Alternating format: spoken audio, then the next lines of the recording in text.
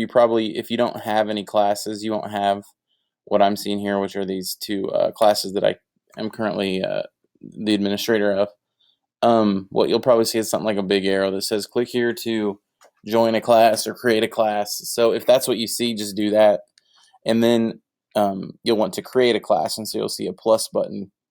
If you already have a class, you want to create another class, you use this plus button up here. And if you click that, you'll get a couple of options, join or create. If you're a first-time user, do not click join because it will think you're a student. You need to click create class.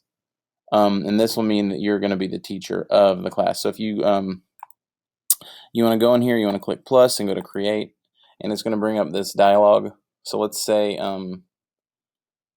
you're wanting to create a math class. I might say Howard Math, and I typically put like the grade in. The section, this could be like your hour number, block number, period, whatever. Might say first hour, or you might have multiple sections of the same thing that you teach, and you just want to grade them out by a letter number, section B, whatever. I usually go with hour number. And then the subject is just what you teach, and all these are really optional. You don't really need to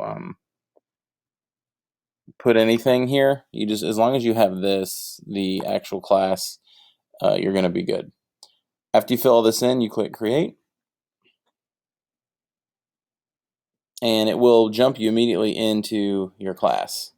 A couple of basics before we're finished with this. If you want to change the theme of your class, you can click over here to select the theme, and you can pick, make it look like something different. Bunch of odd and interesting pictures in here if you want to go with any of them. This is a good one. And that'll change the color in the background. They add more all the time.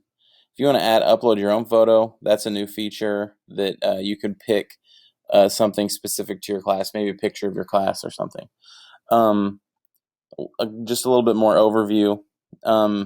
Stream, this is just the main page. Whenever you log into your Google Classroom, this is what you're going to see. And all the assignments or announcements or things that you've posted.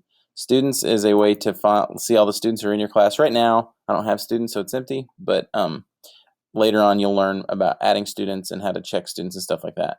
About, this is where you can post some information to just what your class is about, and what some basic information that your students need to know about you and what happens in your classroom. You can also add like a class list down here.